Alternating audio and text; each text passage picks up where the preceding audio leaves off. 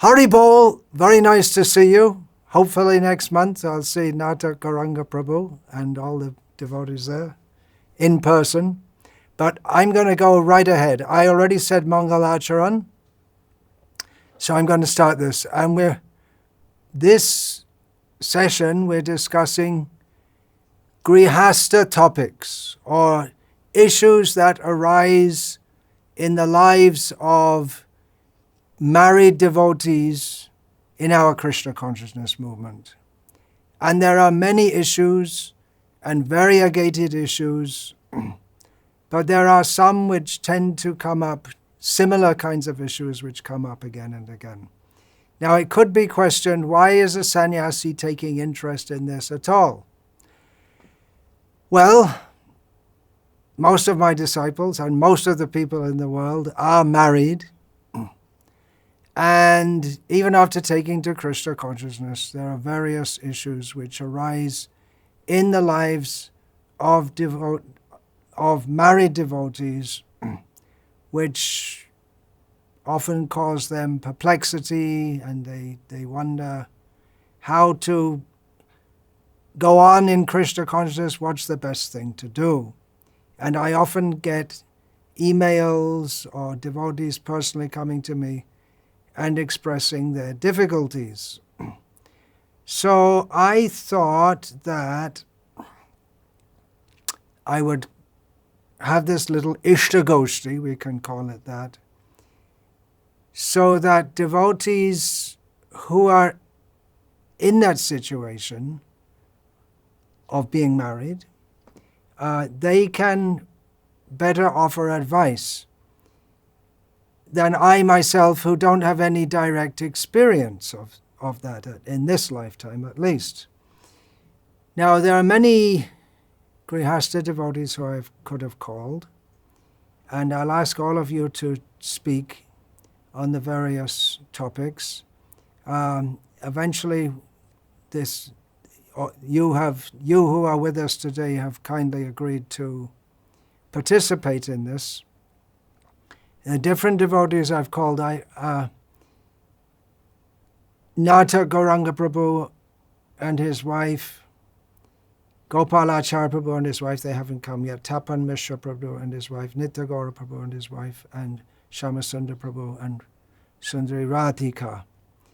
Now, you're all from different backgrounds. The most similar are probably Nadu Gauranga and Tapan Mishra, both being from what you could call the educated, middle-class Indian background. Both of you have left your secular lives to fully dedicate to Krishna consciousness. All of the couples I've called to participate, they all have children, with the exception of Shamasundar. They're all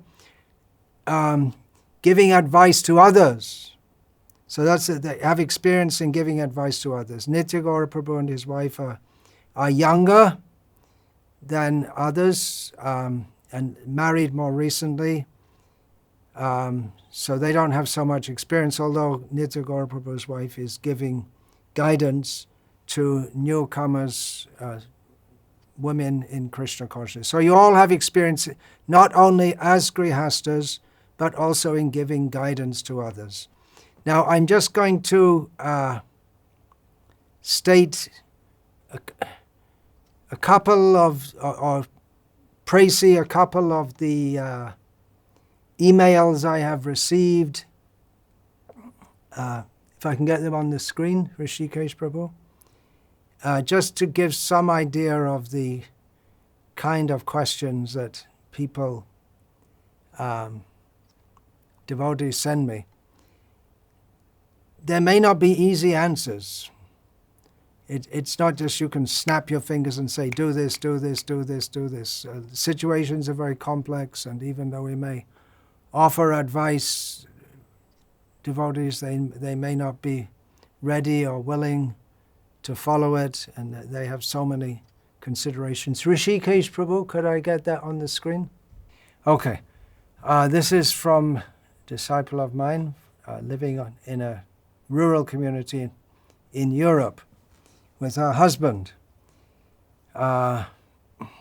She says, we've been living under the guidance of so-and-so Prabhu for 10 years, and it's like being part of his family, but he is quite dominating, and not everyone can remain under him because he's so dominating. Even we left for 2 years, but then we came back. Now she says that before taking to Krishna consciousness, my husband was a drug addict, and during the 10 years of his Krishna consciousness, he struggled to follow the 4 principles. It's like he has 2 personalities. One is as a very sincere devotee, and the other is a weak, depressed person, lying, and just can't say no to drugs. But I thought, she says, that as long as he is trying to be a devotee, I won't leave him. About 7 years ago, in one of his worst periods, he had a sexual relationship with a woman he was preaching to and made her pregnant. And then he begged myself and all others in our community for forgiveness. And we agreed, but on the condition that he breaks any contact with that woman. And we had a long period putting things together, putting our marriage back together, and it's been tough, but we've gone on. He has been following all the principles for the last 1.5 years until 3 months ago when he became depressed and stopped communicating with me or anyone else, and one day he just left the community, and then we found out that he's again in communion with that woman, and he wants to help her, and she needs money and emotional support, and he wants to support her and to support that other woman and his wife, my disciple who's writing to me. He's also initiated by me. I don't know, she says, my disciple says, I don't know how he's going to put these things together, these 2 ideas together, or if our marriage can be saved at all. I understand that Krishna is teaching me a lesson and I shouldn't put anyone before Krishna in my life. Philosophically, I understand, but it's often hard to deal with emotions and pain. Then in this difficult moment of my life, I got a lot of support from some devotees who helped me both psychologically and philosophically accept my situation, and their association encouraged me to study Srila Prabhupada's books very deeply, chant my rounds more attentively, and trust Krishna.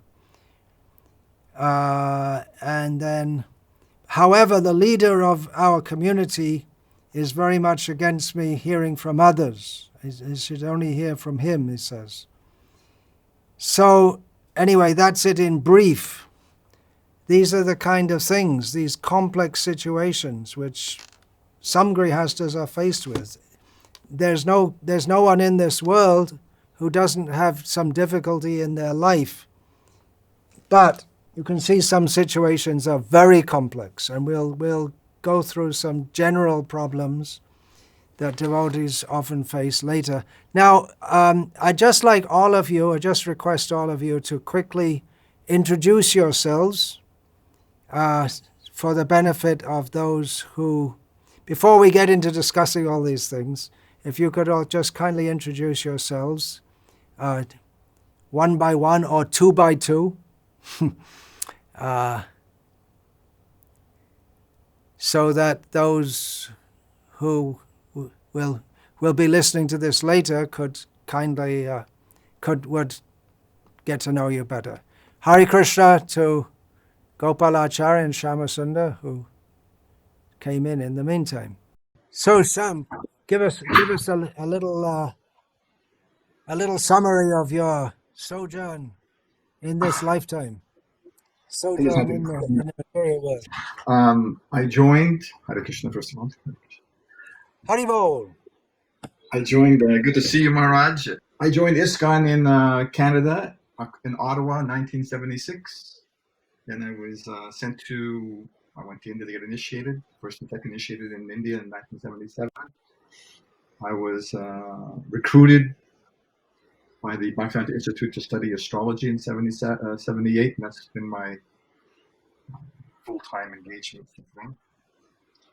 I was also the head cook in Hyderabad and in Mumbai, the beauty kitchen. So as an astrologer, I've seen with hundreds, thousands of marital cases. I've been doing this since 1970s. Started in 77, recruited in 78. So more than 40 years, and all kinds of strange cases. I was able to vicariously experience a lot of marital difficulties of other people. Also involved in a lot of legal cases as an advisor, and I have an interest in because in the BI I was not just told to study astrology, but to get into the philosophy of astrology, divination, and to do a lot of study about the cross-cultural connections between different cultures of divination. So I know a lot about ancient Greek history, Roman history, Egyptian, Chinese, a lot of history. Okay. I understand your wife won't be. We would have liked if you could have joined, but I understand due to long-standing health. She's joining, but without just with her picture. I think that's okay. what Because she has long-standing health issues. You have a lot of experience in advising in complex marital situations when nothing else works. What do? Chant Hare Krishna or go to the astrologer. Well, so you have a lot inside. Should I make my comments now or later?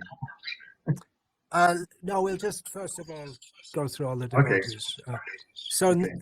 Nata Gauranga Prabhu, where are you? Actually, Prabhu, Maharaj, actually, it should have been before it started go to the astrologer, not after. Okay. Where are you, Nata Gauranga Prabhu? You're not in Nandagram. Yes, Maharaj, I have come to Rajpipla for a better internet. Oh, I see. You left the farm to get the internet. Yes, okay. Okay, so please tell us about yourself briefly. My name is Nartaka Gorandadas. I am 46 years old and I was born and brought up in Haryana, and I did my graduation from Brahmacaris, Kurukshetra, NIT Kurukshetra, and I came in Krishna consciousness in the year 1997, and since then I was staying at various places, Delhi, Gurgaon, Baroda, and by Guru Maharaj Mercy I came to Nandagram farm at the year 2011, and since then me and my wife, my family, I have a son of 16 years old and my daughter is 11 years old. By Krishna's mercy, Srila Prabhupada's mercy, we are happily living here in the Association of Devotees, and we are very much thankful to Guru Maharaj for making such a place like Nandagram where we are staying in association with devotees. And my main service here is managing deity worship, education, giving education to children and to community members. My wife's name is Radhanidhi Dasi. She was also born and brought up in North India, and she got initiated in the year 2004. She did her master's degree in dental, MDS, but she left that. She didn't practice dental surgery, and she chose to live as a housewife. And this was the advice given by Guru Maharaj and senior devotees, and to not to pursue her material career, but to become a faithful, good wife and helping the husband. So we are very grateful for this advice, and we are very much satisfied in our Krishna consciousness. And yeah. And before you went to the farm, you were also guiding so many Grhastha devotees, and now you are on the farm. You're also guiding a community of Grhastha devotees. So, okay, Tapan Mishra Prabhu, please. Hare Krishna, Us my name is Tapan Mishra. From Sridham, Mayapur. Jai Ho. Jai. By your mercy, Guru Maharaj. So my name is Tapan Mishra Das, and I'm joined by my wife Indira Sakhi Devi Dasi. We are initiated disciples of His Holiness Bhakti Vikasa Maharaj. We currently reside in Sridham, Mayapur. I came in touch with Krishna consciousness around about 97. And barring the first 2 years, me and my wife, we've had our journey of Krishna consciousness almost together for the last 23 years. We've been married for 20 years now, almost 20 years, and we have 2 daughters. Through our journey of householder life, we've had an opportunity to stay with our parents at the beginning of our marriage in a household. We also had the opportunity to stay as an expatriate, living outside of India in different countries, and trying to serve together as husband and wife. And then eventually we made the decision to move to Sridham, Mayapur. So during this period, we've had the fortune of interacting with various devotees as congregation members and in different spheres of life. So that's been our journey together as householders. And we are grateful now that for the last several years we're residing in Sridham, Mayapur. Hare Krishna. Hare Krishna. Then over to America with Nitya Gaura Prabhu and Mataji Vaishnavi. Tell us all about yourselves. Thank you, Guru Maharaj. Where's My name is Hanuman Nitya Gaura. Hanuman's sleeping. He's sleeping, okay. How old is he? 2.5, something like that? Yes, Guru Maharaj, she's 3.5. Yeah. 3.5, okay. So please yes, tell yes, us. I'm Nitya Gaura, this is Vaishnavi Devi Dasi. We're both initiated disciples of His Holiness Bhakti Vikasa Swami Maharaj. And currently we're living in Atlanta, Georgia, nearby the Krishna Life Temple or ashram, both trying to participate in the activities there. I came into the Association of Devotees in 2002 and took initiation in 2010. And Vaishnavi, was it 2016? 2016, Vaishnavi Devi Dasi took initiation from Guru Maharaj. And we've been traveling a bit since our marriage, I think every year at least one time, and every year moving somewhere else. But we've been here now probably the longest, and finding some meaning to where we're staying here. So we've lived on a couple farms, serving on a couple of different farms and temples, and feel a lot better placed right now. I'm working outside. I install tile, or I'm still learning, but that's what I'm doing for a living. And I think Vaishnavi Devi Dasi actually has a much more active role with the devotees, the congregation at the Krishna Life, because she is guiding the women's sangha that attends the Krishna Life ashram. Is there anything else you wanted to say?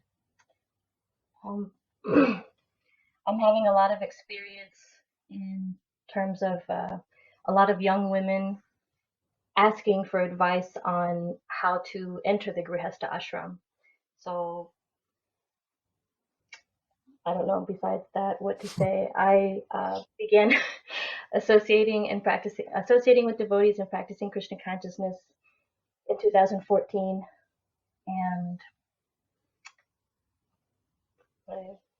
we both grew up in Southern California. So we're good old Macha Americans.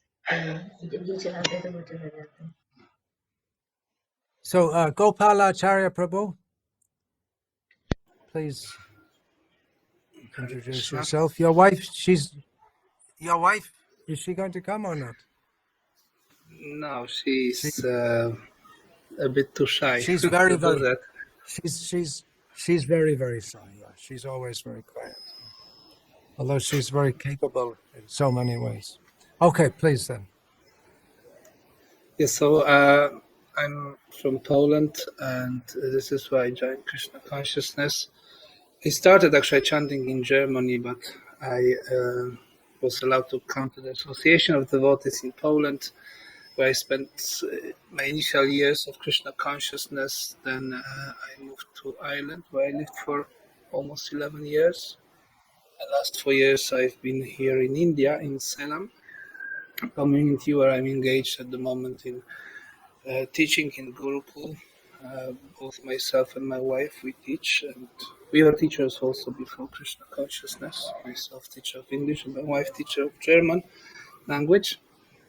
Yeah, I do have a little bit of experience also advising some devotees who struggle within their married life. So I've been involved in a couple of cases. So I have some experience, and of course I have been myself within the Grhastha Ashram for the last almost 20 years. So I have some experience in that. And you were married before you came to Krishna Consciousness? No, not exactly. No. I started chanting in 97, so I wasn't at that time married, but we got married before we got initiated. I met my wife during my studies. So this is we got married, and then maybe 1 or 2 years later we got initiated by yourself in 2005 on the farm. So we lived on the farm at that time in Poland, New Shantipu farm. Later we moved to Ireland. We lived also there on the farm for several years, and now we are here in India. All right, and you have 2 kids also? Yes. I have one son, 13 years old, and a daughter, 6 years old, who are very happy to be here in India, and they are part of the Gurukul. Now, I'm just going to read out some of the kind of things.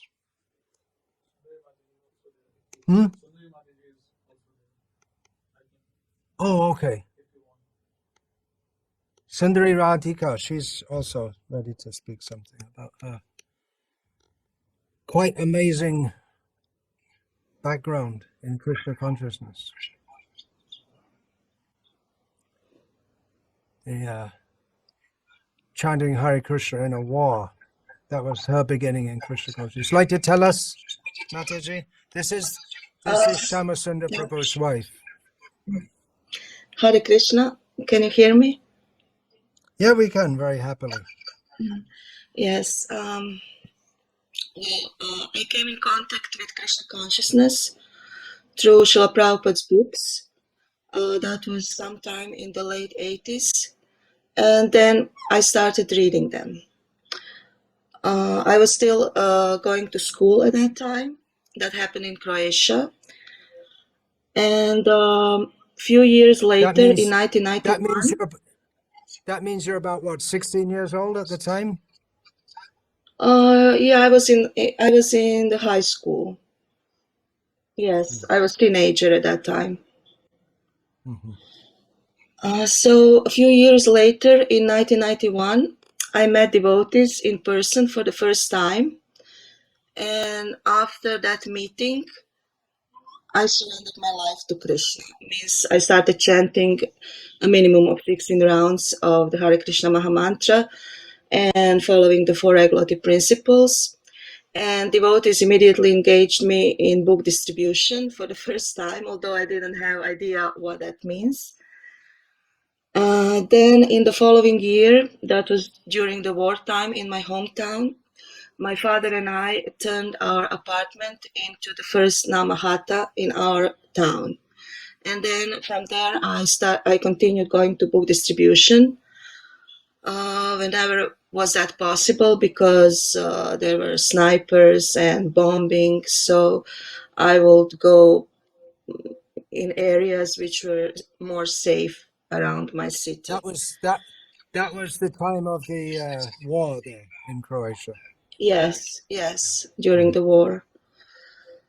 So from 1991 till sometime mid 1994, I was doing Sankirtan and also collected Lakshmi for the temple by selling prasadam and incense. So during that time, I missed the association of devotees because I was mostly going by myself out. So in 1993, I joined the temple and was trained in different services like most temple devotees do. And we went together to traveling Sankirtan and started new centers in different cities like Dubrovnik, Osijek, Čakovec. And we were inviting new people to come, like whomever we met that day, we will invite them to our evening program, and we will, all of us, we were giving evening classes. In 1994, so that's just short, and in 1994, I received the first initiation from Harikesh Prabhu. And after that, I was blessed to serve our temple deities, Shishi Gornitai and Shishi Prahlad Singhadev in our Rijeka temple. And I was serving them as their head pujari for many years later. And in 2003, I came in contact with your books, Guru Maharaj, and in 2004, you mercifully accepted me as your disciple. And in 2007, I moved to Bangalore, to India. And there, after that, I got married to my husband, His Grace Sundar Prabhu.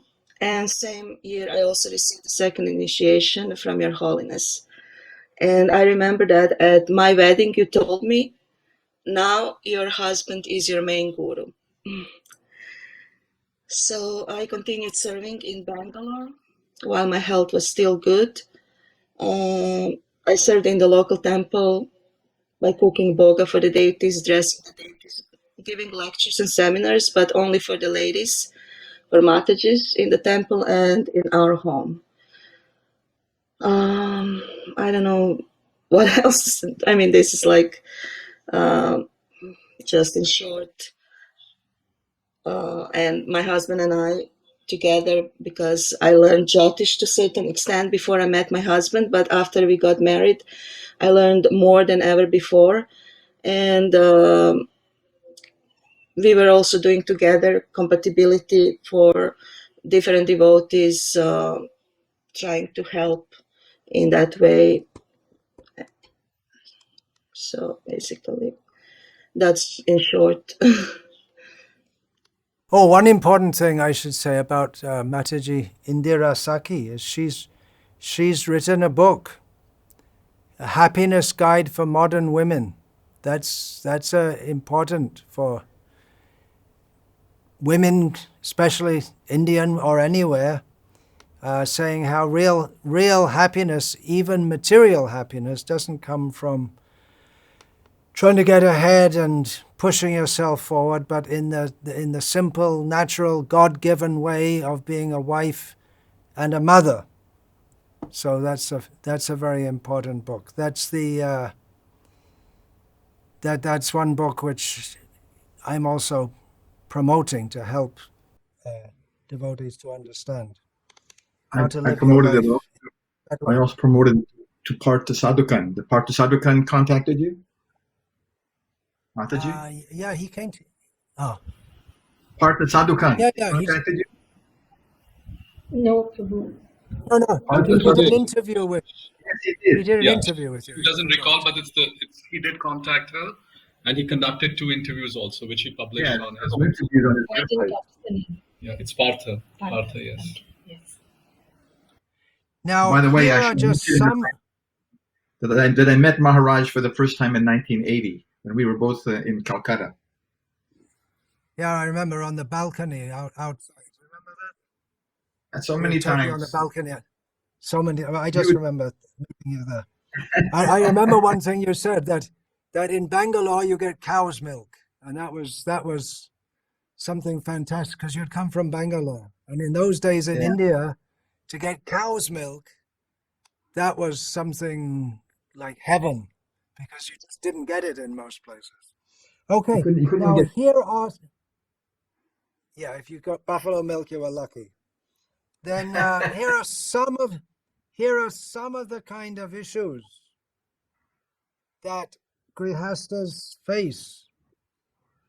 Getting up in the morning. Now, I'm talking especially here about most of the grihastas live in the rat race, and they have to work hard, and they end up taking rest late, and then they get up late, and it's very hard for them to have a proper morning program. Sending children to school, where they are indoctrinated in a way of life which is not conducive to has different values to that of Krishna consciousness. Sexual relationship between husband and wife outside of begetting children. We do have 4 regulated principles, but as I understand, it may be difficult. And that's why you all have to speak about these things. Better I don't speak about this. Another topic, there may be difficulties when you go to visit family members and they expect them to eat with you, and they're very offended if they don't eat with you. And it may be that if you're in a business life, you go to some convention or something like this, and then you're expected to eat there, or you're going traveling for your business, and what do you eat, how do you eat, all these things. That's part of a bigger question of relationship with the larger family, the in-laws and brothers and sisters of the different spouses who are not practicing Krishna consciousness and are not very happy with you practicing Krishna consciousness. Desires to have a good life, to live comfortably, to live up to expectations of your parents, that you have a good apartment and enough income, and worrying about the future for your children, that you also want to see that they get a good job and enough money and a good education, all this kind of thing. Then another one, that a devotee might be very well behaved in public, but at home may be very rough in his behavior with the wife, or maybe the wife with the husband also. So some kind of duplicity may be there. Then it may be that in Krishna consciousness, the husband and wife, one of them prefers to associate with one group of devotees within ISKCON, or maybe even not within ISKCON, and another prefers to associate with another, because there are different flavors of Krishna consciousness and different approaches and different personalities, and then there may be differences in that way. Putting aside enough time for the family, because we're also enjoined to engage in preaching. How do we find time for the family? Where do we strike the balance? Then another problem, this is one which we hear about among non-devotees, and it may be there among devotees also. The husband beats the wife, who is afraid that if she complains about that, it'll get back to her husband and he will beat her more or divorce her, treating the wife as a slave. Cruel words from one spouse to another. One of the spouses, that means the husband may not like the way the wife mixes with other men, and the wife also may not like the way, just in some social gathering, the wife may also might not like how men mix with other women. The husband wants the wife to go to work and earn money, but she doesn't. Or she wants to work, but he forbids her. One of them wants to send the children to Gurukul, the other doesn't. One of them wants to watch, one of the spouses wants to let the children watch TV, eat chocolates, saying that the children should have some measure of a normal childhood. The other disagrees. The wife doesn't want to live with or refuses to gel with or obey the husband's mother. One of them wants to rise early and the other doesn't. These are all the kinds of things that we hear about. Regular problems that we hear about, or difficulties that Grihastas face. Okay, I'll turn it over to all of you, and you can give some general advice, because each situation is different. And even if we hear what someone says, there's always another side to the story, and there's no perfect solution except that you become completely Krishna conscious. And even if you become completely Krishna, which isn't going to happen overnight in most cases, and even if you become perfectly Krishna conscious, there can be differences of opinion also. So, yeah, I'll turn it over to you. There could be many, we could go through many sessions. I was thinking, actually, we could discuss some of these topics in some depth, and then just come back and have more sessions later. Just so that it'll be there, and it'll be there on YouTube, and that will be something that Grihastas who perennially face these problems, they can refer to. So where shall we begin?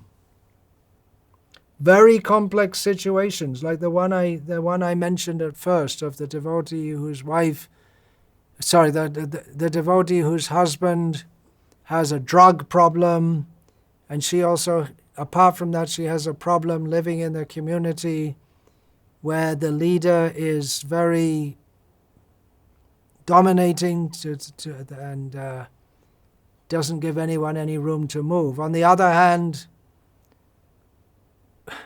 what does she do? If she moves, it would be very, very difficult for her and her children if she was just to move away and start all over again. So these kind of situations, you'd have to spend time, a lot of time, discussing and trying to give some guidance and trying to help devotees see Krishna's hand and how to go along with Krishna's plan in very difficult circumstances. These kind of complex situations, there's no one-line formula to sort it all out. Any general thoughts? Would any of you like to? I'd like you all to give some input. We can go through all one by one on your general thoughts on this whole wide spectrum of Grihastha issues. Apart from that, we have to say that I think you can all say that Grihastha life, it's not just a total disaster. That all of you are. Sorry, I'm a sannyasi. All of you are evidence that you can live together year after year after year and go on in Krishna consciousness and make advancement in Krishna consciousness and be happy in Krishna consciousness, notwithstanding the various issues that arise. Shamasundar Prabhu, are you ready to say something? Yes. You've seen dozens and dozens of these kind of situations. You've seen again and again and again, right? Hundreds. Profession. Hundreds. Yeah. Not dozens of hundreds. This is like we're sort of like thrown into the middle of the mess, but actually, from a Vedic perspective, we want to avoid. This is the kind of things you want to avoid by doing things right at the beginning, as opposed to getting the problem thrust on you. So at the beginning, the choosing a spouse is an extremely serious thing. How did this woman get? She's married to a drug addict. How she didn't know? So at the beginning, when they're still children, I could have for example, you could see what a person's marital karma is. That's what they have to live with. You try to eliminate, you try to minimize that. I remember one time when I was studying in Bangalore. You mean you can see by? Could you clarify that you can see what a person's marital karma is? That means by astrology you can see. Yes, definitely. It's their karma vipaka. I'll give you a clear example. When it first lodged in my brain, I was studying in Bangalore. I was studying Prashna Shastra. I was with my teacher, with my tutor, and this young woman comes in. She must have been 19, 20 years old, young, attractive girl. She's holding a baby in her arms, and she's weeping. She was just crying and crying. She was getting the baby wet, and she's complaining her husband is a drunkard. Her husband beats her. Her husband has other women. And she was just going on and on and on about how miserable her life is. So then my tutor, he reads from the Brigu Nadi. Purva Janma Satru. Husband was your enemy in your past life. Now he's married you and he's getting his revenge. So we only see the surface. When you see this very surface of the situation, we don't see what is the past karma which has brought this situation in.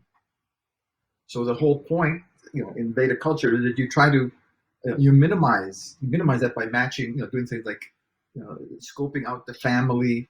Is the before when I was studying, it was the girls' families who were very concerned that the girl marries a good boy, who wouldn't be a rascal. But now with the rise of feminism in India, it's the reverse. The families of the boys are concerned that the boy doesn't marry a bad girl because because the laws are so crazy. So you have to be very careful because everybody has a certain type of karma for relationships. Some people have terrible relationships. I remember this one, Atlanta. I was living in Atlanta, so the girl who was the treasurer, she was complaining about how every man had always abused her and dumped her and this, and I got her pregnant and then left her. But then she decided she would become a lesbian. So all the men are all bad. She became a lesbian. So what happened? Her lesbian partner abused her, beat her, of course didn't get her pregnant, but she just was treated horribly because that was her karma. Her relationship karma, no matter who she got involved with, it was not going to be good. That because of her karma vipaka. Whatever she had done in some past life, it comes back. It's not by accident that you get it's not by accident that you get the spouse that you get. If karma works in every other aspect of life, why that's supposed to be an exception? So I could have told at the time of birth. I remember they did this one girl's chart from Australia. I did her chart when she was 5 months old. So her mother told me just now that you had predicted that when she gets older, that she will make her business will be dealing in luxury items for women. So now her mother told me that she's a designer. She has a whole line of fancy female bathing suits. So when she was still in diapers, we could see that she would become a fashion designer. The same thing with the type of relationships a person is going to have. How does that work if you're already in a relationship and it's not going well? That's why we try to see. It's easier. Prevention is worth a pound of cure. So we have a society, right? So we want to prevent those type of things. It's a lot easier to prevent something and deal with it than as opposed to just having a mess dropped on your plate. Would you say so? We are trying to start a Varna ashram. So to prevention, if we can prevent that type of thing, and also to understand the type of problem that this person has. It's one thing that would blame this person, blame that it's their fault. But what about your own karma? We don't want to blame the victim. but that person does have karma in that regard, isn't it? We all have karma. We all get what we deserve. We get the spouse, as Bhakti Purna Swami was pointing out one time, that we get the spouse that we deserve, who trains us. That spouse trains us in what we need to learn. So it's a continuum. We should see our life as part of a continuum then, from previous lives.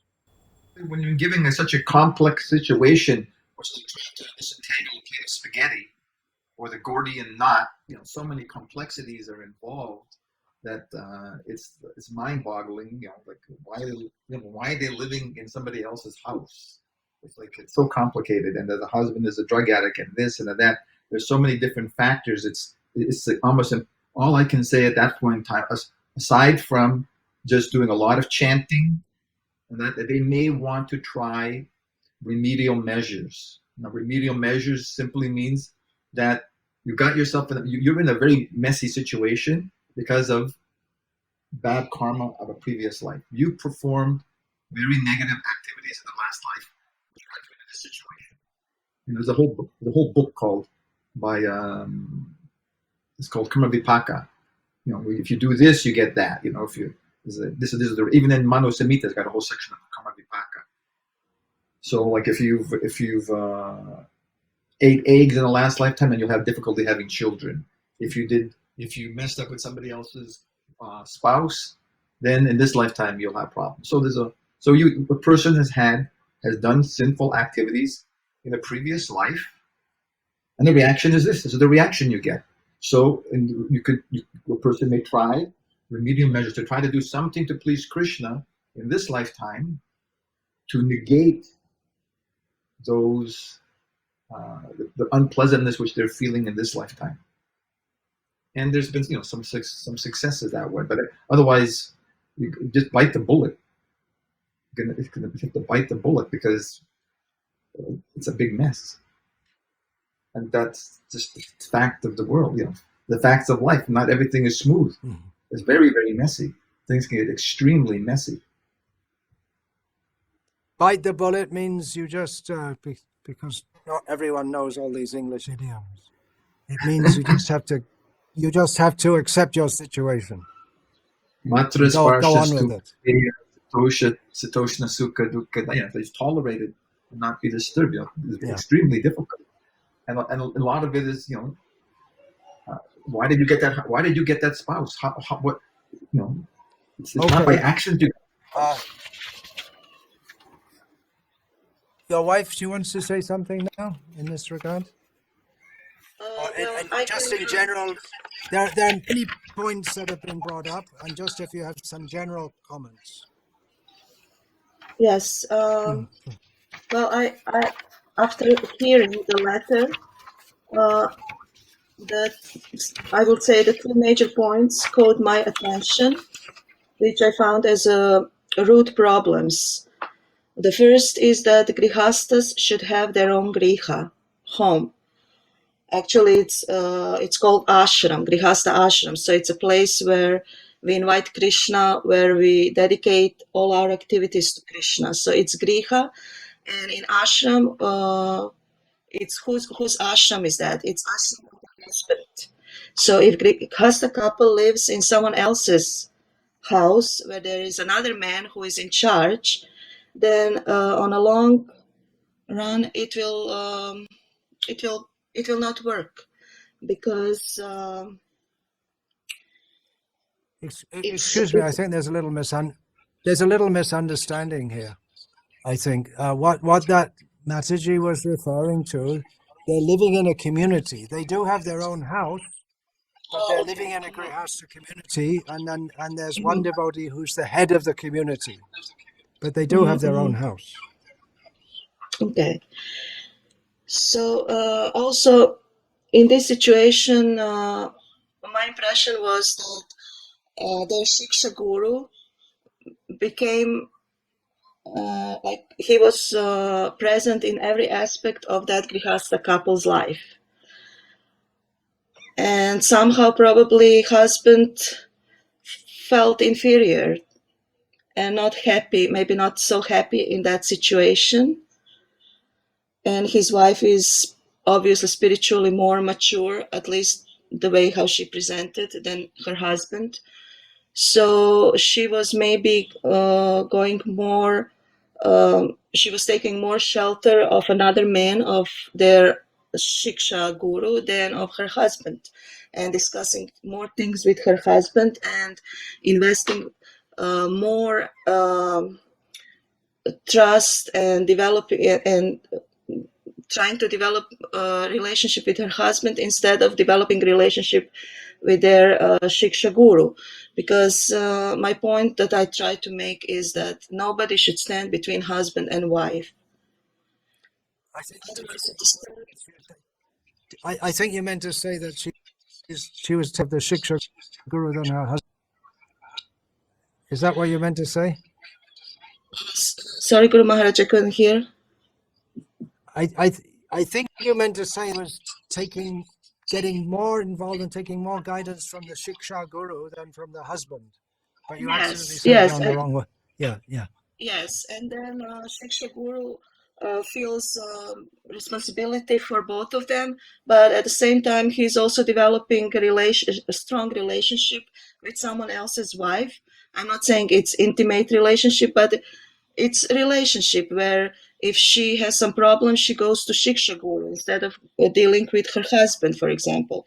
So I'm not saying only, I'm not talking only about this particular couple, but in general also that this is not good to discuss things with some other man instead of, or a wife if she discuss, or a husband if he goes to some other woman and makes close friendship with her instead of working on a relationship with his wife, then that brings disturbance in marriage. And in marriage it's very important that partners are loyal to each other. Otherwise it just disturbs when third person comes into marriage and gets involved in their marriage on a daily basis. It's difficult. It creates lots of problems. So now we have here 4 adults: Shiksha guru, husband, wife, and another woman, and there is a baby. So who is most important in those 4 adults? They all made mistakes in one way or the other. So I think we should see what's best for the child, because child needs both parents. Well, there are several children. Yes. Yeah.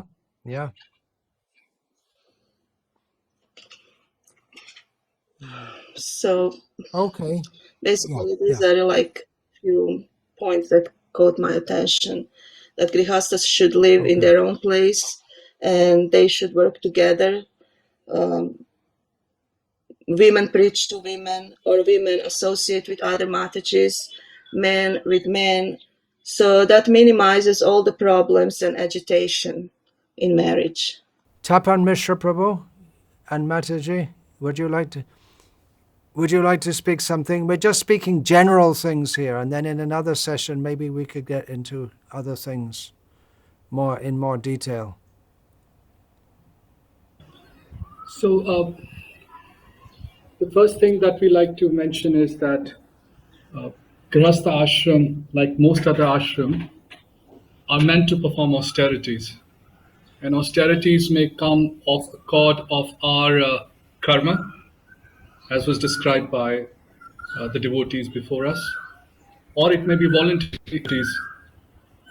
A lot of the topics that were raised now, they were a contrast, where there's a certain thing that should be done according to Guru Sahib, the right thing to do, and then there is the pushings of the senses. In a very general way, if husband and wife, whether they're already married or they enter into marriage after coming to Krishna consciousness.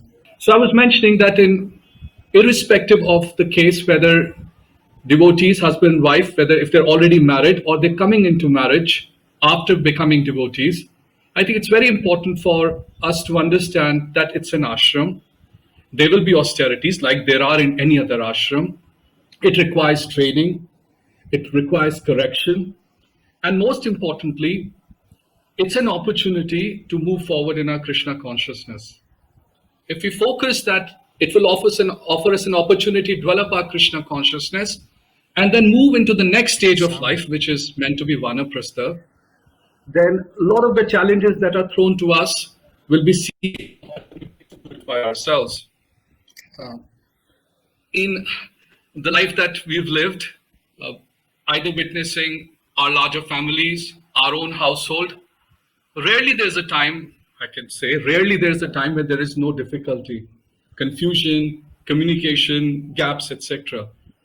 But as long as we are committed to resolve it amongst ourselves, if we can resolve it.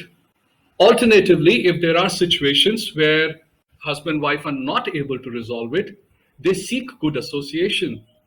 And in circumstances, some circumstances, such association is also coming from experienced householders.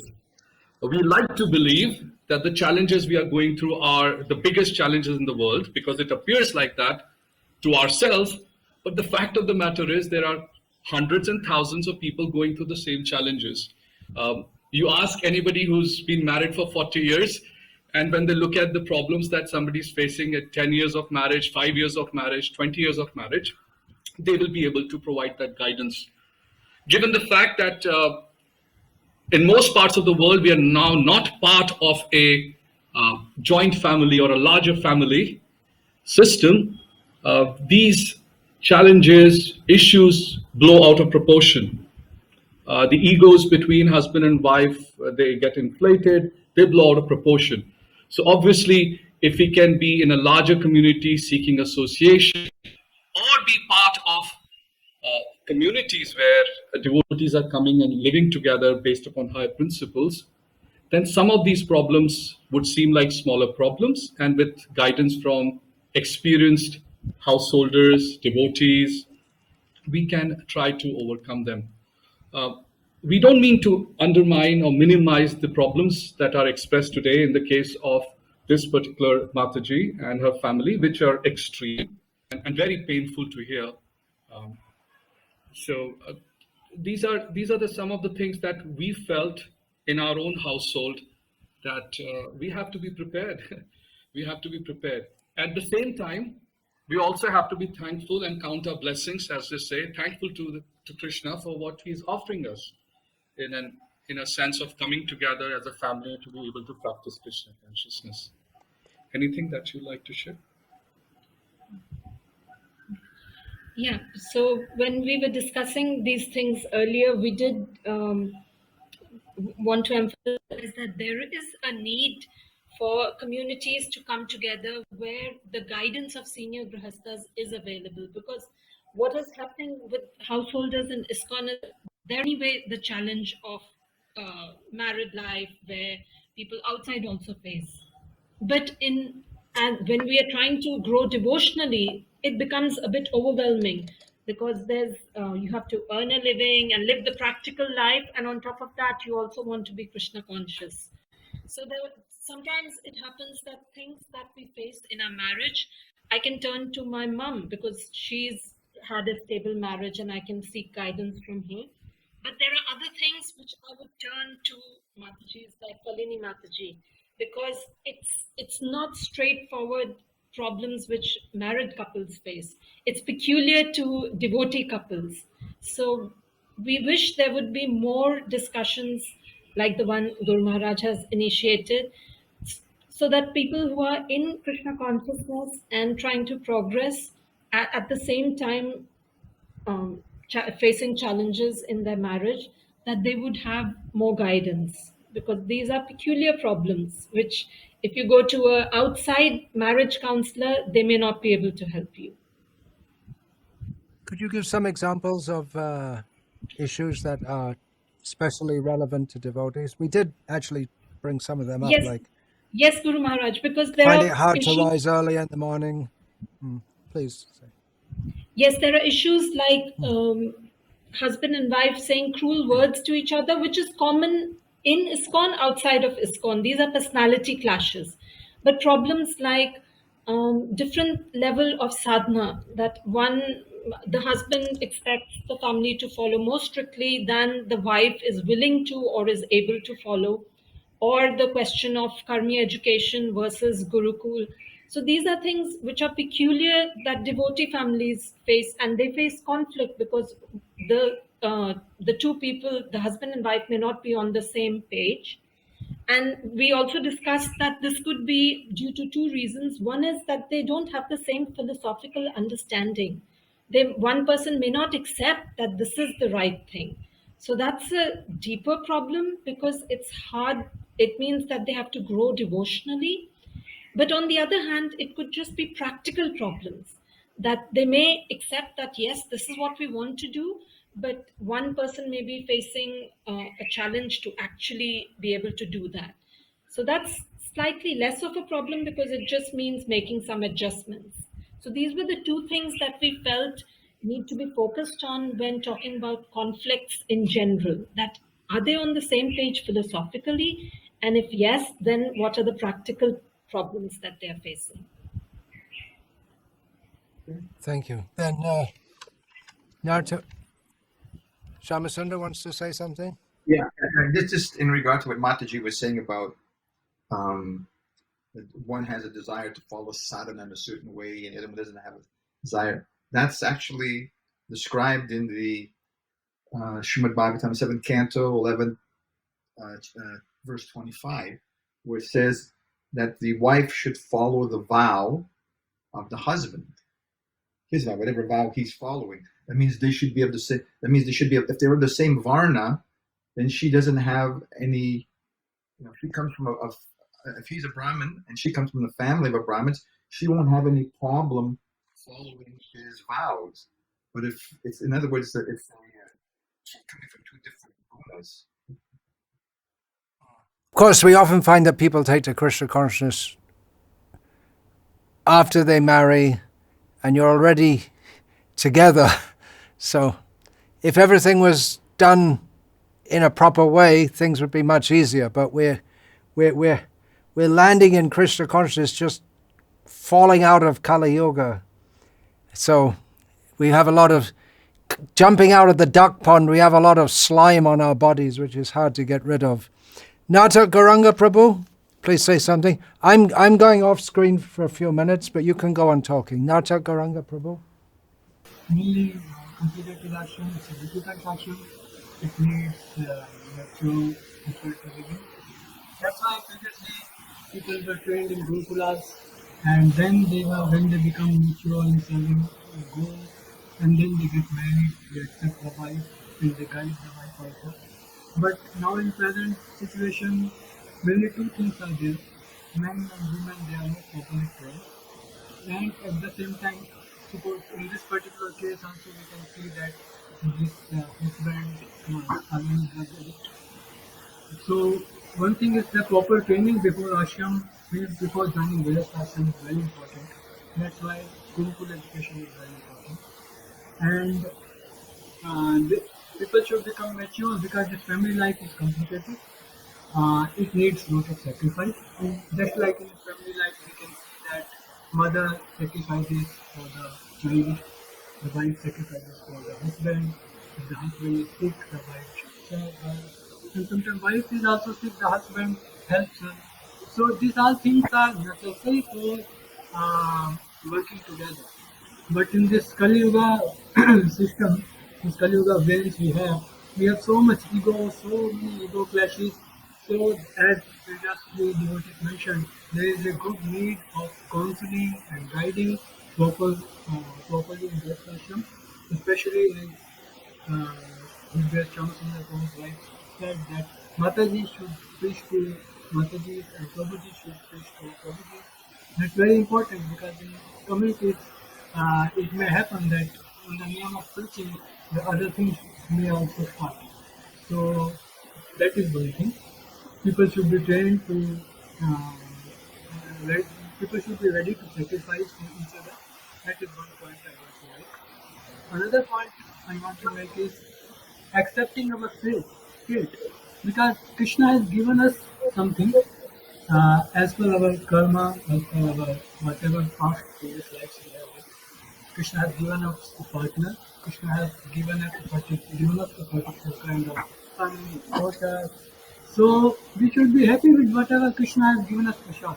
As just like in prasadam, we don't see it's a Nadu, it's a jalebi, or it's a bitter vegetable. It's a Krishna prasad. So with that philosophical approach in life, if we go forward, we'll be happy in Krishna consciousness. Accepting whatever Krishna has given us. If we will always compare, okay, my wife is not properly chanting 16 rounds, my wife is like that, my son is like that. We expect so much from them.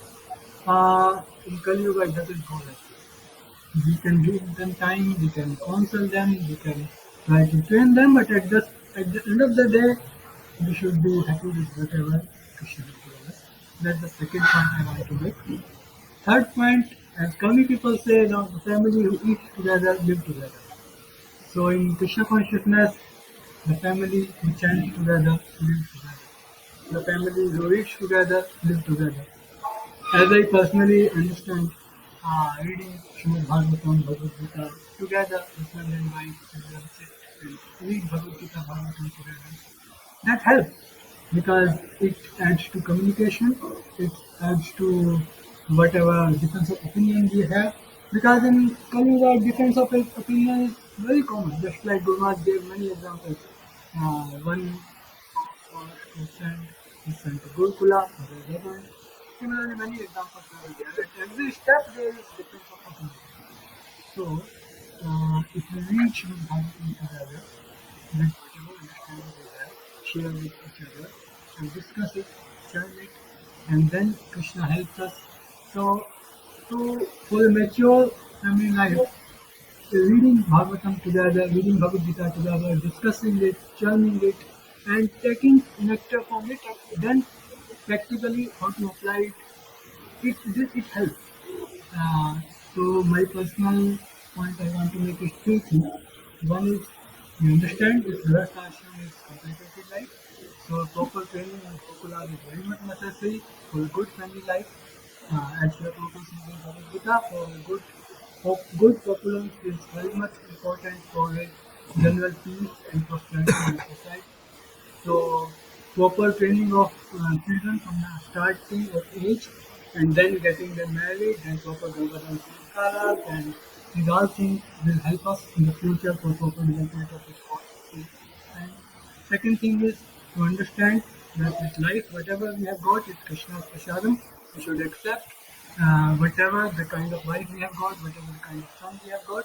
And philosophical approach in life is very much important to be content and happy. Third thing is reading Srimad Bhagavatam together, reading, chanting together, helping each other. As said in Srimad Bhagavatam, these are things making the family spiritual, spiritually enriching the whole family. The husband has this very vital role, just like in Bhagavatam, we read that Guru na sasyat, Dani na sasyat. So husband has the main duty to drive the whole family to the lotus feet of Krishna. So husband should strive for that, and then association of devotees is very important, like relationship and devotees side. Living in communities where such vibrant atmosphere is there, and that helps husband to take up that role, and that helps the whole family. Just like in modern culture, we see the whole atmosphere is geared up with sense gratification. It's very difficult to, in the modern culture, all billboards and everything is taking your attention to self gratification. In that culture, it's difficult to keep up sadhana, difficult to keep up Krishna consciousness, and then all these problems are part of that result of all this sense gratification environment. So, my personal advice is be content with whatever Krishna has given us. Try with whatever, because previously grandmother, grandfather, Dadi, Nani, they all used to give advice to the new couples, and problems were there. There were problems between husband and wife, but they used to live together. There was no question of divorce, because they were trained in that way, that there is no question of divorce. They have to live with each other. with whatever problems we have, because this life is full of problems anyway, we should accept that. So that's what my general thoughts are very much. You can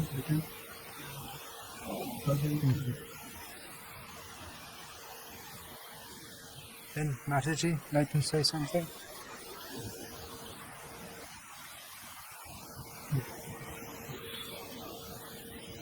Yeah, I think two things are very important. The guidance from the starting. I think you have to put that a little close. Please put the mic a little closer to your mouth. The guidance is very important from the very beginning. Like we are seeing in our group, in our community, 3 girls recently married, and from the very beginning of their age, they were here in the community and they were trained. They have to serve their husband, their in-laws, and very much of this training was there. So, we are seeing the difference in the girls of our community and outside girls. They are ready to accept, they are ready to adjust to any situation in their in-laws' house. So that training is very much needed. And the second thing, the association, like in communities we are living. We can see the example of other devotee couples, how they are living very cooperatively, very happily. So we can be inspired to see them, and we also want to be like them. Then we can correct ourselves to share them. Gopalacharya Prabhu? Hare Krishna. Yeah, a few points, general points in regard of difficulties in Grhastha ashram that I would like to make is, first of all, from my own experience, which is maybe not very vast. It is limited experience, but I would agree with Shyamasundar Prabhu that the choice of that future partner is very important. Because mostly those troubled couples that I've been dealing with, they are victims of incompatibility, which wasn't taken into account initially when they were getting together in whatever way they did get together. So this is something that is still a problem within our society that is not recognized enough, the need of astrologer before we allow people to get married, that we need an astrologer, we need all the other compatibility considerations to be considered, that people should not be free to just just to enter the relationship, because usually it becomes a disaster. If it's incompatible, after some time it just becomes a disaster and a very difficult situation. And so this is one thing that I personally think that our society is really not providing enough of guidance to people in that regard. Like in Catholic Church, for example, in Poland, they have something that is called premarital counseling sessions, which is done by the priest. This is just an example. Maybe it's not so good, but it is an example of something that could be done. Another thing is that what I find is that oftentimes counselors themselves are not people who are really able to help. I mean, they are just incidental. Let's say the leader of the community takes it upon himself, but he may not be the best counselor in terms of married life. Oftentimes, maybe even being Brahmacari, he may give nice general advice, but doesn't Brahmacaris really help. advising Grhasthas? Well, it does happen, yes. But You of course, said they the priests in the Catholic Church. yeah, Anyway, go they on. do it also. But I mean, within our community, I've seen that as well. The leader takes it on himself to give advice instead of maybe finding a system or establishing a system of councils who could deal with it more successfully. So the general advice may be given, but people may not be able to follow that. We have Krishna consciousness, we have all philosophy, but the problem is that people usually they can't, they have limitations, which limit their ability to apply Krishna conscious ideals in their life. So myself, my own experience is that those difficult, troubled couples, they need an ongoing guidance, and it is helpful. It helps them in the sense that usually they're too limited by their own circumstances to be able to even see what's the solution. So they need someone who can be like a bridge between the two. That they can sometimes they can't talk with each other even. So that third party, a person who is the well-wisher and understands the situation well, he can be of great help. But it is an ongoing help. It's not just one-off meeting that can solve people's problems. And and also another thing is that from my own experience, I can see that some of the people that tried to counsel others, they didn't help much. They maybe even contributed to a more. Their contribution made more of a problem than a solution to others. So apart from training people, young devotees, and how to enter Grhastha, how to live within the Grhastha, I think we also need a very systematic training for those who are supposed to be those helpful counselors. Because some people they just can't do that. Do it daily and more difficult for others. So maybe that much for now from myself. Thank you. Nitya Gora, Prabhu? On the letter that I was thinking to ask Yugamaraj or just bring it out, but anyway, the main point, it seems that the roles of all these people is not clear to myself and other devotees, not in detail anyway. For example, the role of a shiksha guru, the role of the husband, and the role of the guru. In my particular circumstance, I think my wife and I, and I think it's obvious to you too, Guru, that that my little Krishna consciousness, that's the point. Is I'm not that's why I have a guru. I'm I have less life experience. I'm not as Krishna conscious. So my wife, she will go to should go to you, Guru Maharaj, to ask these questions. I think we all feel that way. I don't know, some guidance, personal guidance or whatever. And maybe that's not very clear. Like in the case of this Mataji, I remember reading in Shiksha Outside of ISKCON by Shivaram Maharaj, and I felt it was well cited for a paper or a book. It was almost every sentence in there was cited with some quote by Srila Prabhupada or by Shastra, and he was saying that the Shiksha Guru has to take permission from the Diksha Guru, and nothing that the person says can be outside of the instructions of the Diksha Guru. So maybe a lot of the problems can be avoided with that particular problem. So that was just one thing. It seems like it's not really clear what all these people's roles are, and therefore maybe there should be a system like Gopal Acharya Prabhu was saying, to train up people who are expected to be guides or some kind of advisors to other devotees. That's all I was thinking. In general, I was considering how, of course,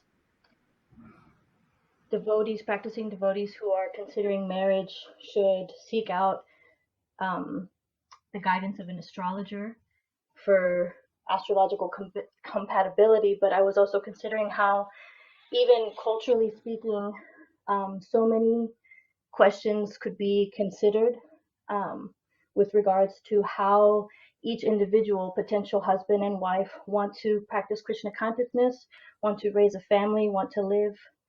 I know personally for us, my husband and I, before we began to associate, I was living with my mother and I was understanding that we were going to meet and to speak.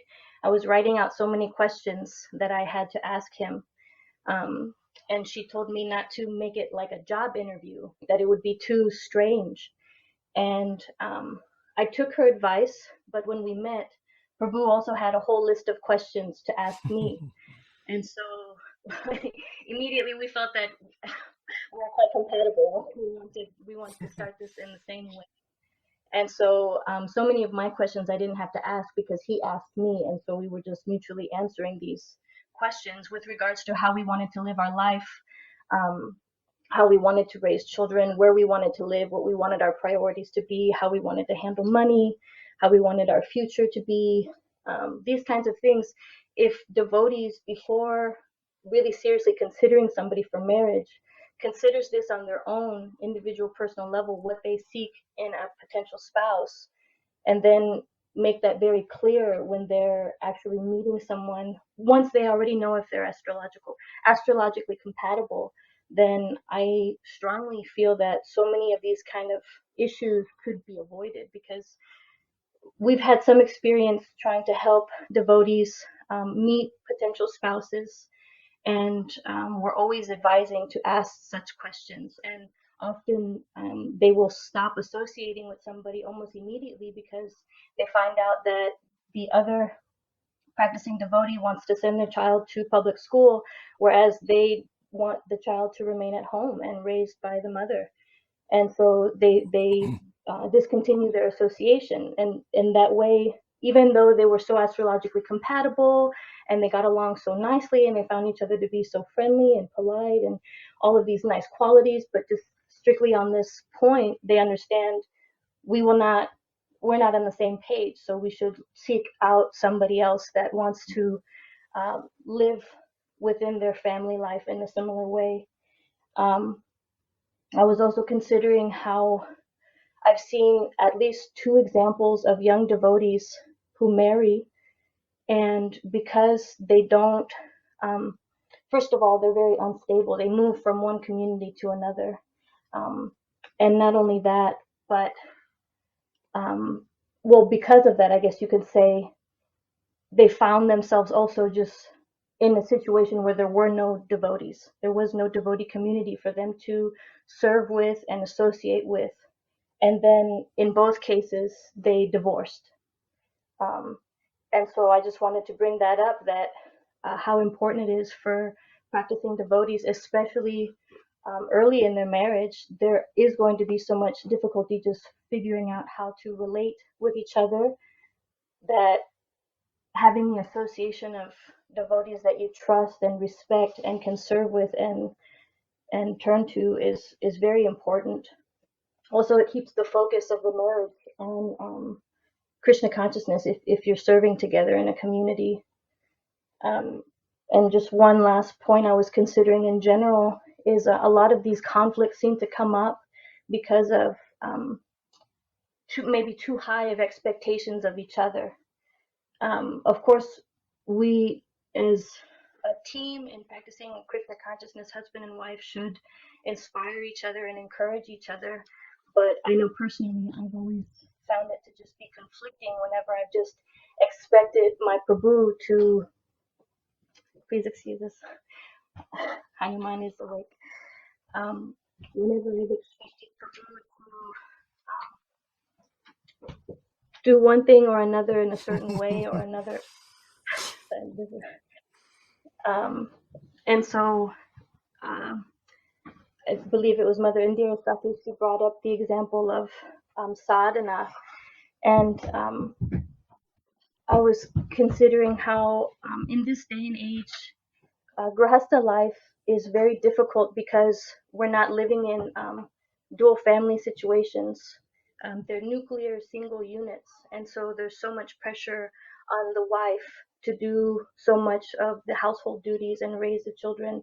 And there's also similarly so much pressure for the husband to work so much to provide for the family. And especially in the cities, cost of living is so extreme.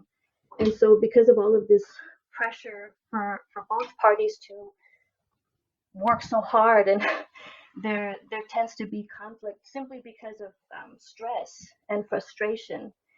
And I just wanted to bring up that I've seen how in our householder life we've become a lot more peaceful once we've sort of just not expected, not demanded so much of each other, but accepted what we could do and just try to help each other and understand that we're both doing our best. Okay. Now this session's going to have to come to an end.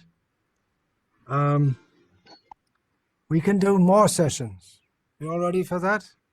We can schedule more sessions. Obviously, there are many, many more things to be said. Are you all ready for more sessions? Yes. Yes, Guru Maharaj. Yes, Guru Maharaj. Yes. Okay. So we'll work that out later. And in the meantime, thank you very much. I hope this will be useful. One thing one observation is that the whole approach to getting married seems to be different in the West and in India. Even in India, there are love marriages nowadays. Well, I guess they've been going on at least since the time of Devayani. It's not, and there are so many, Shakuntala, so many. But many of the, just like Mataji Vaishnavi was saying, there's so many questions they have of each other. But traditionally in the Indian families, that would be done by the parents meeting each other. And it's not just the astrology, but compatibility also of income and so many things. We have to set up a whole culture. Srila Prabhupada wanted us to introduce Varnashram Dharma, in which there's Varna and ashram. And the main ashram for most people throughout most of their life is the Grhastha ashram. And unless we get the Grhastha ashram together, we're not going to have much of a Varnashram Dharma. Many, many issues we have to go through. It has to be cooperative, and especially because we're new and the Krishna conscious movement, the worldwide Krishna conscious movement is new, we can expect that it's going to be a more difficult time. But gradually, as we establish the culture, it may happen over generations, then things should be more clear and more smooth, just like Dr. Gauranga Prabhu and his wife were saying. We just recently, some devotees from the farm that they've been overseeing, they got married. And so for them, for us, we just see them as children still, but now they're married. But for them, they wouldn't have to face so many difficulties or so many questions like, what do you expect of this and what do you expect of that? Because the culture is already to quite some extent set up, and the expectations it's already there. Because in the culture doesn't, that's one thing they say, the traditional culture in India is very bad because it doesn't give you any choice. But doesn't give you much choice. But that's also one of its strengths, that you don't get so much choice, so you're not confused, and your role in life is set up from the beginning. You don't have to worry what job you're going to have because your job is already set up by your father and your grandfather just by virtue of your birth. So we have a lot of things to do to set up this culture. We're still pioneers. To some extent, the Brahmachari ashram it's fairly clear what it is or should be an ISKCON. It's fairly clear what the sannyas ashram is or should be an ISKCON. Well, that is maybe more disputable. But the Grihastha ashram, it needs a lot of working on. And then there's Vanaprastha also. So the whole Varnashram project, it needs a lot of work on it. In setting up these farm communities, how much time we spent before and even after setting them up, discussing, researching traditions, seeing how other people do it. A lot of work has gone into that, and gradually we're finding out what we should be doing and what we shouldn't be doing. So it will require a lot of discussion, and it's not just talking and it goes nowhere. It does go somewhere, because it does help devotees to set a course for their lives. And of course, with Varnashram, it means we're not just on our own setting out the course of our life, as is there in the nuclear family, that each family sets its own course, but we're all together in this. So let's have some more sessions. We'll set that up later by email. And thank you very much for this introductory talk. And let's get together and do some more sessions. And let us pray to Srila Prabhupada and to Chaitanya Mahaprabhu and Krishna, who are all Grhasthas, to bless us in our endeavors to serve them with this faith. Hare Krishna. Vancha kalpatarubhyascha kripa sindhubhyascha patitanam pavanebhyo vaishnavebhyo namo namaha.